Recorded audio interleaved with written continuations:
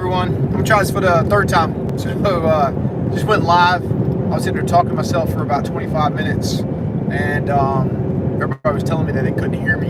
So it sounded like I was having audio problems. So hopefully this time you're able to hear me and able to tell exactly what I'm saying.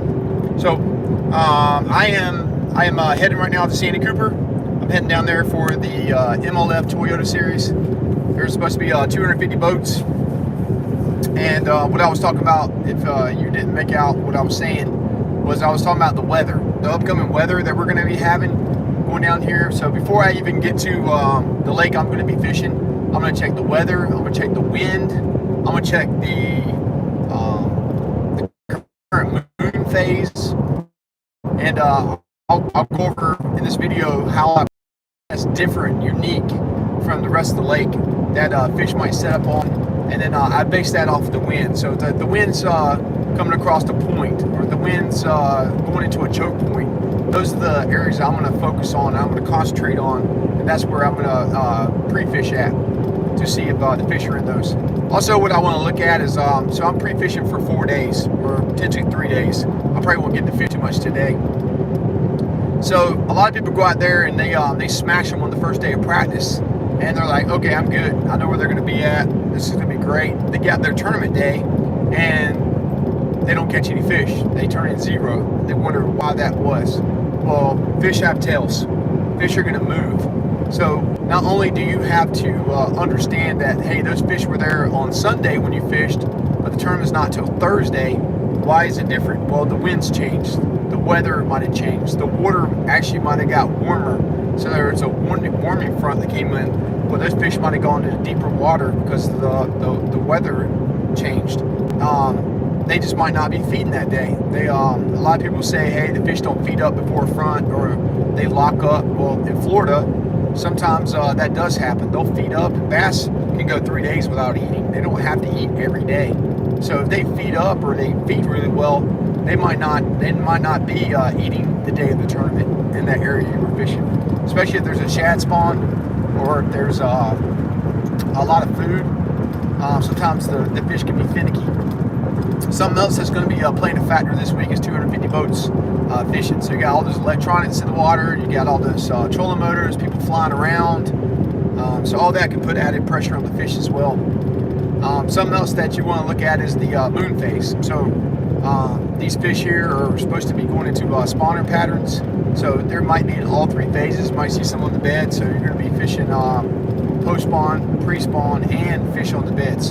So you need to look at all those when you're down there pre-fishing. So I'll be checking out some of the spawning flats. I'll be looking at some of the spawning areas. Talked to one of my buddies down there right now. He's already pre-fishing, and he's like, man, these fish are getting worked. So I guess there's on the areas that the elites were fishing, that's pretty much community holes now, because all that was televised. So you can pretty much assess that all those fish have added pressure.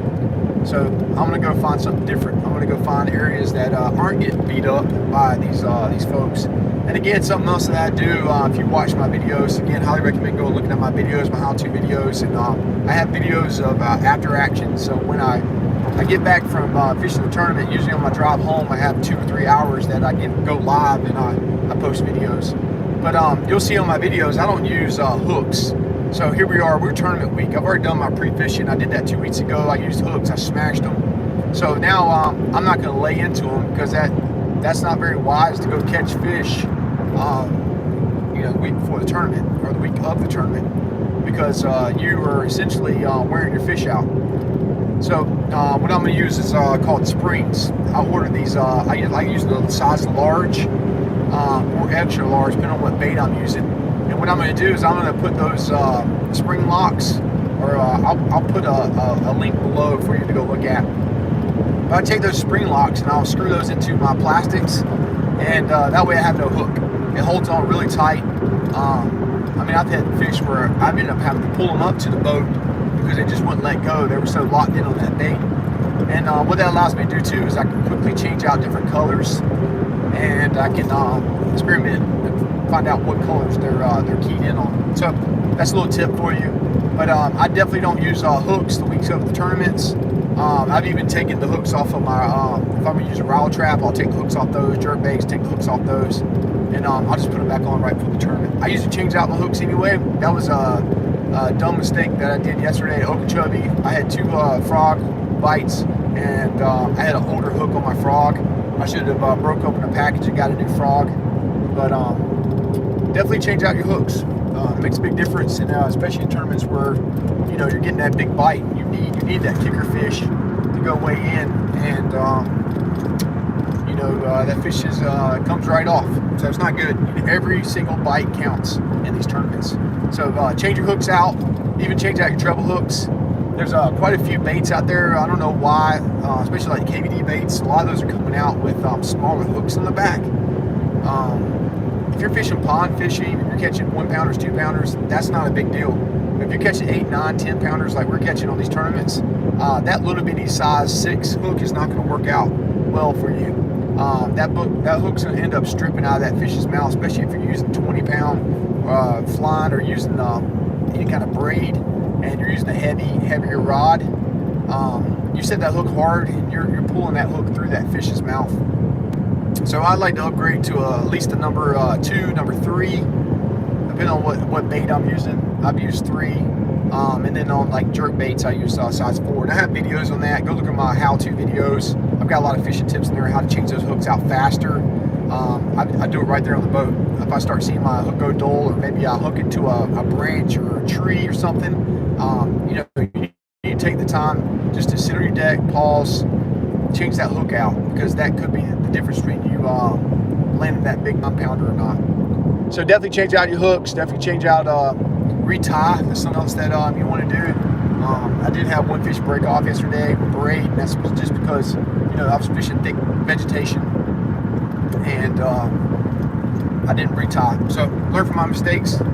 But back to the wind. Something you want to look at is the wind direction. You want to also look at the wind of the day of the tournament. So back to, hey, the fish aren't there. They were there Sunday. Why are they not there Thursday? Well, that wind might have been blown into that point you were fishing, or to that structure, and the bait were there. They were being blown into that area. Man, it's a very bumpy bridge here. Holy cow! I'll tear my trailer off.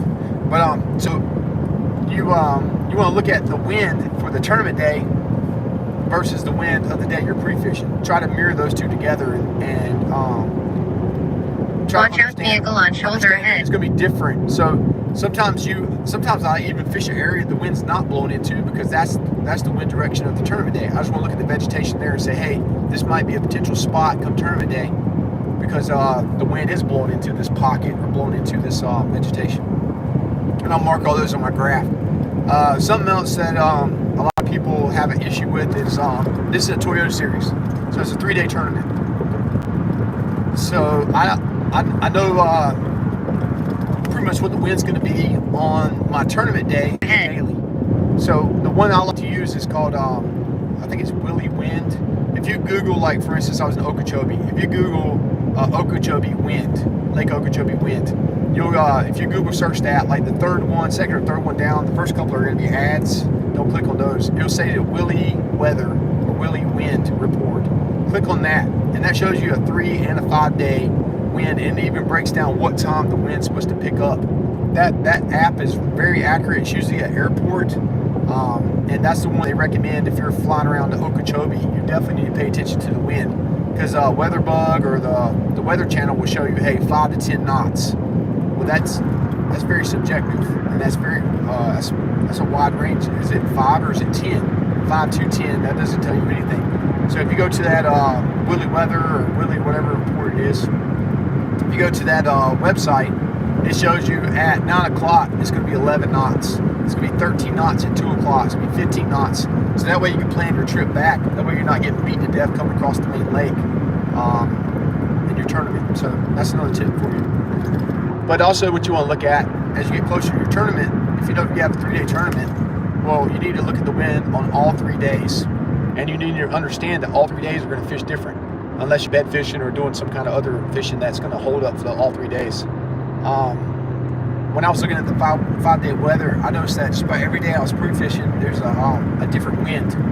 And there's even one day that I'm going to be fishing that the wind's going to start out of the north, and in the morning, it's going to switch to the west, and then it's going to switch to the south. So you can change all throughout the day. So you got to also factor in that as well. So back to the apps I use. Another one's called iSonar. What that's going to show me is it rates the fishing day 1 to 4. 4 being the best, 1 obviously being the least. And it says that this week is a 4 fishy day, is what I call it. So it's 4 fish. So that means based off the moon phase, this week's supposed to be the best week of the month to fish. That's based off the moon, so it's a new moon. So there might be fish moving up on the beds. And it also tells you the peak fishing times to be fishing during the day. So if it has 2 to 4 o'clock peak fishing time, well, 2 p.m. to 4 p.m., that's going to tell me a lot. It's going to tell me that, hey, I need to be on my best fishing spots 2 to 4 o'clock, because that's when the bait's going to be the most active, the fish are going to be the most active, and I'm potentially going to catch the most fish. So I have an iPhone, it's called iSonar, it's where you get all this information at. There's a couple other apps out there for Android. I'm not an Android user, so I'm sorry about that, but you got to go do your research. But if you have an iPhone, go get the iSonar. But something else is going to tell you is that the other feeding times, usually there's 2 feeding times during the day. So if it's at 2 o'clock in the afternoon, it's going to be 2 o'clock in the morning usually. So that means the fish are going to be feeding during the night. So 2 to 4 o'clock in the morning, so way before we're going to launch out at 7 o'clock, those fish already have fat bellies and they're already full from feeding up during the night. So it might be a little bit slower bite in the morning. So that's, again, you know, that's not dead science, but that's something to look at, something to factor in. Something else I'm going to look at is Navionics. So I'll download the Navionics app on my phone, and I also have CMAP.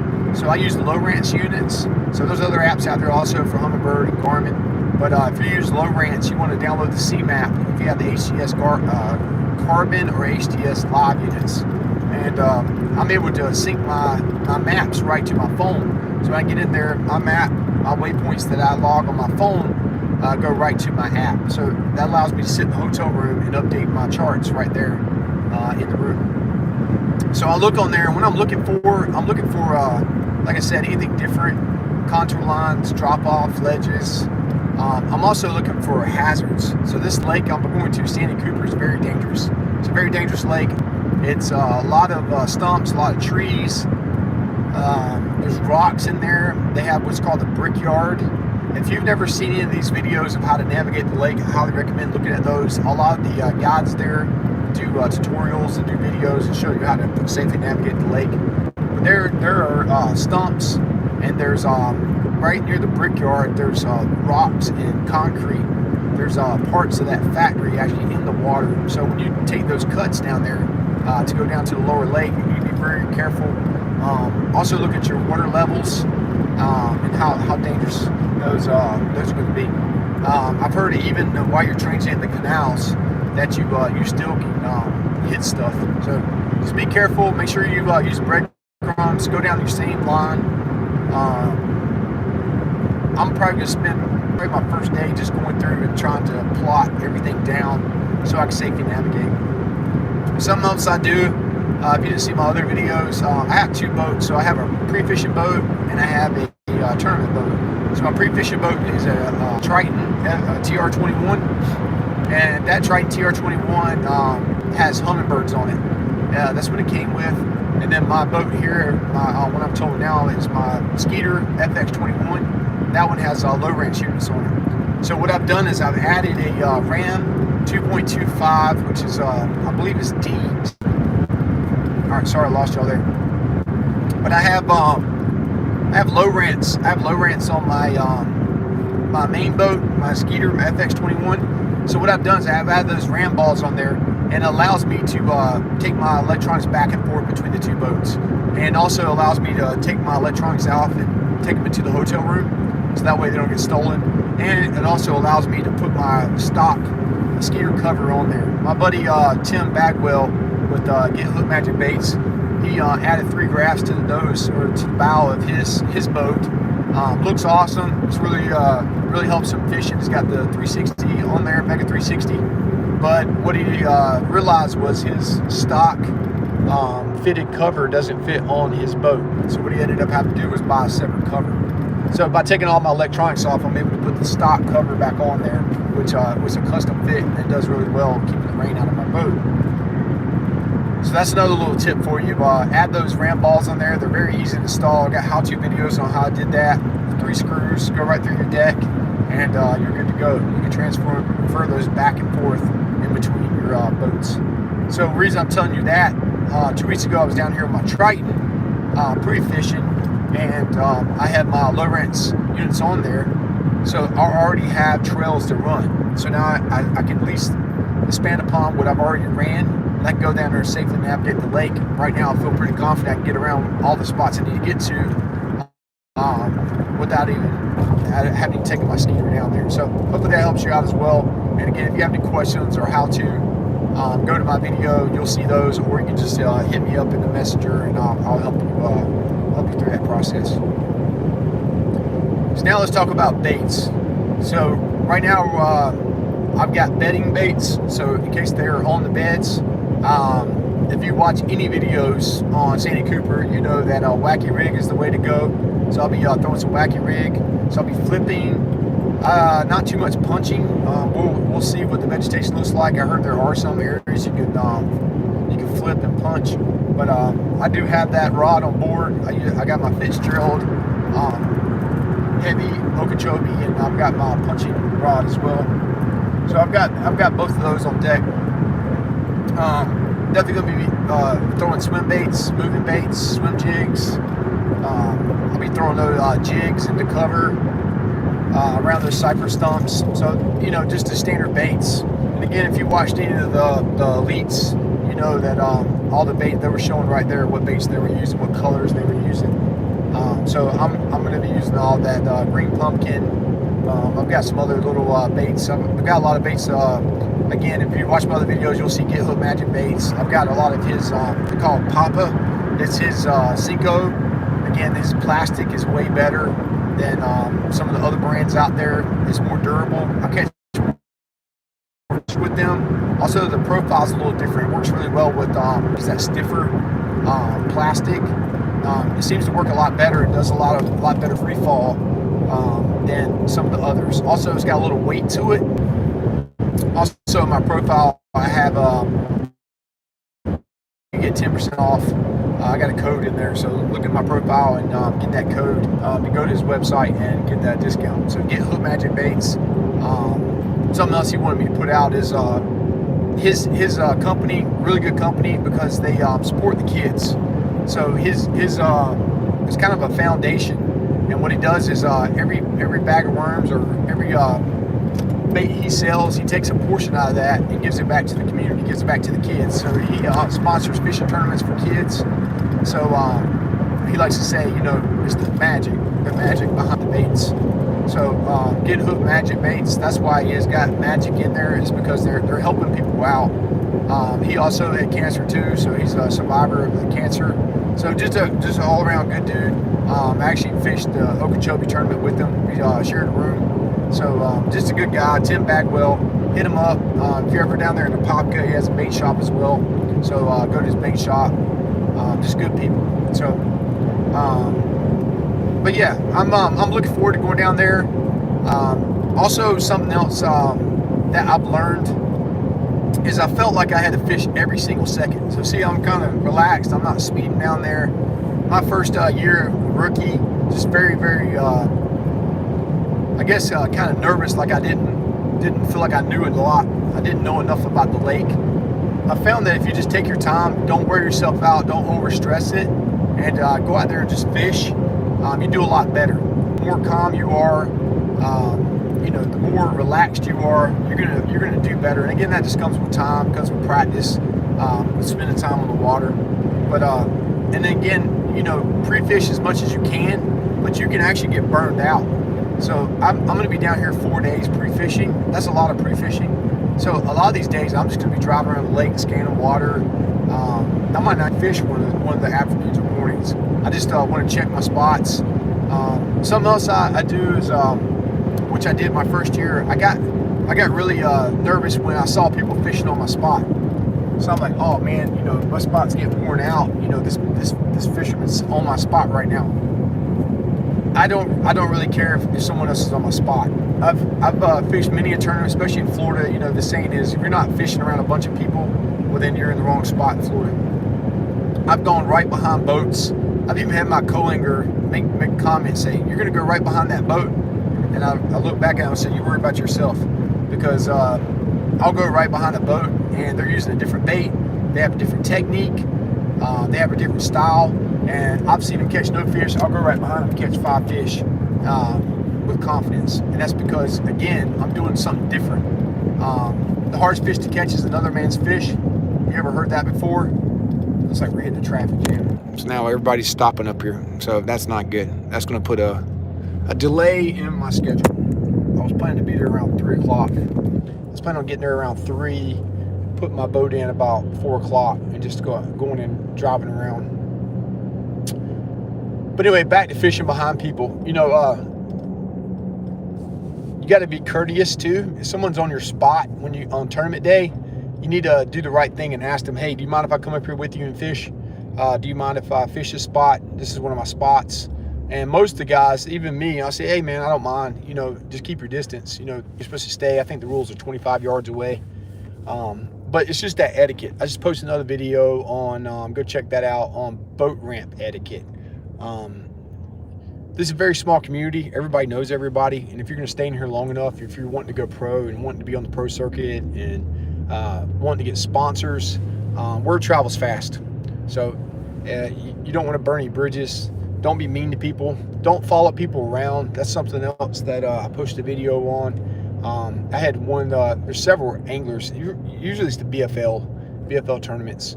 And I get it. A lot of people are trying to learn. They don't know, you know, really how to fish. I've given you videos right now telling you how to pre-fish. Just watch my videos. That's enough to at least get you started. But I've had people follow me around. That's, again, I'm going to wrap my boat. But the reason I've been so hesitant to wrap my boat is you become a target. So people automatically assume you know exactly what you're doing. Even though you're scanning the lake, like I'm heading down here to Santee Cooper. This is really the second time I've ever been on the lake. So, you know, follow me around if you want to. I'm trying to figure it out just like you should be trying to figure it out. Don't just assume just because someone's marking spots that spot is good, you know. So, yep, I'm definitely in a traffic jam.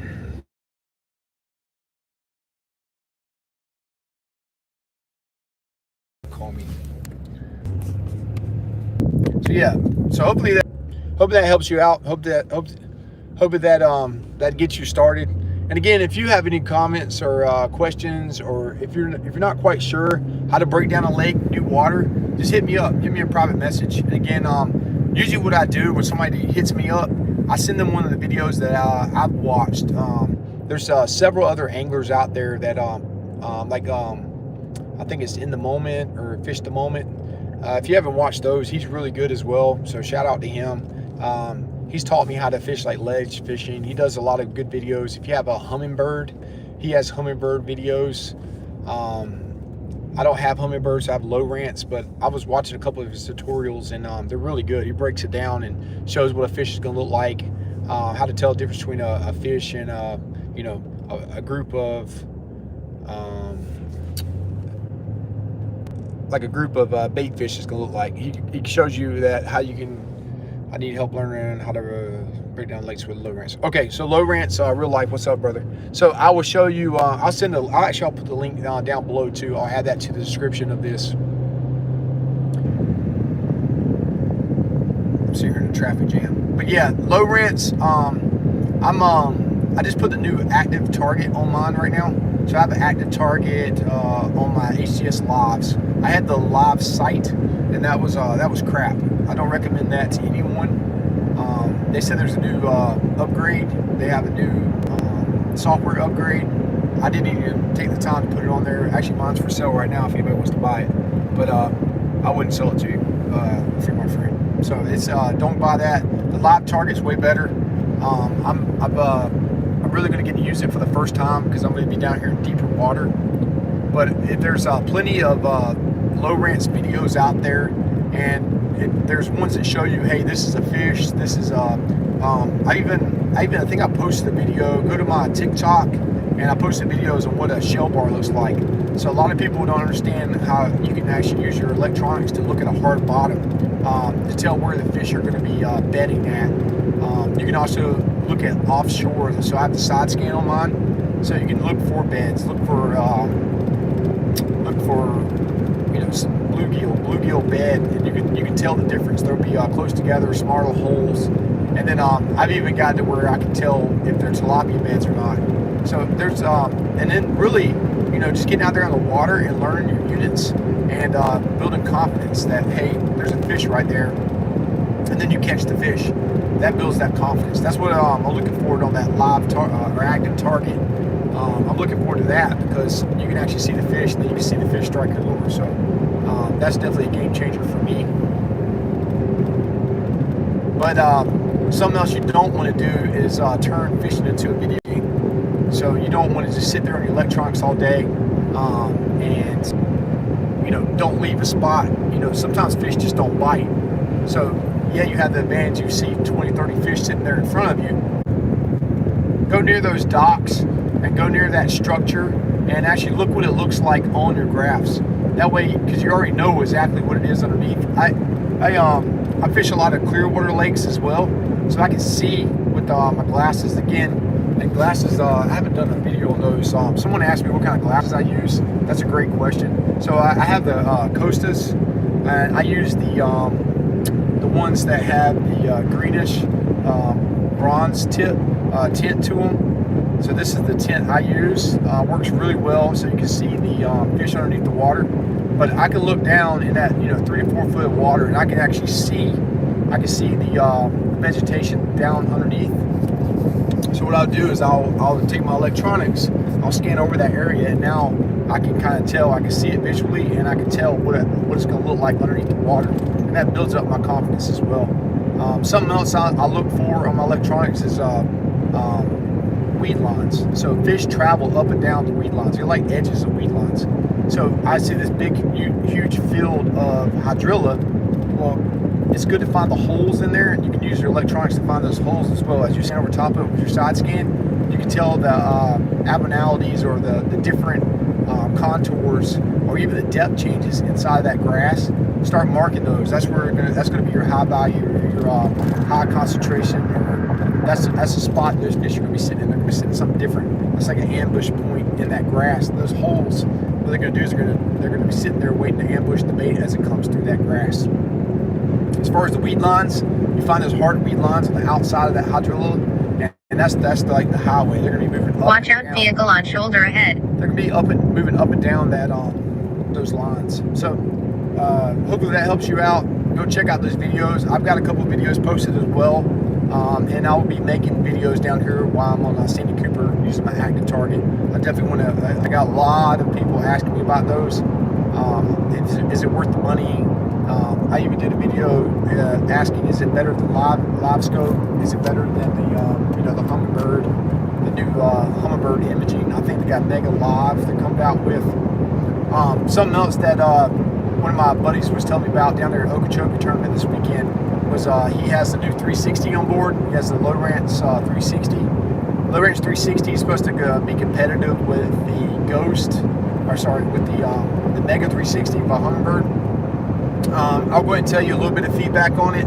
Again, I'm probably going to get it only because I have Lowrance on board, and I don't want to pay $3,500 for another graph just to use 360.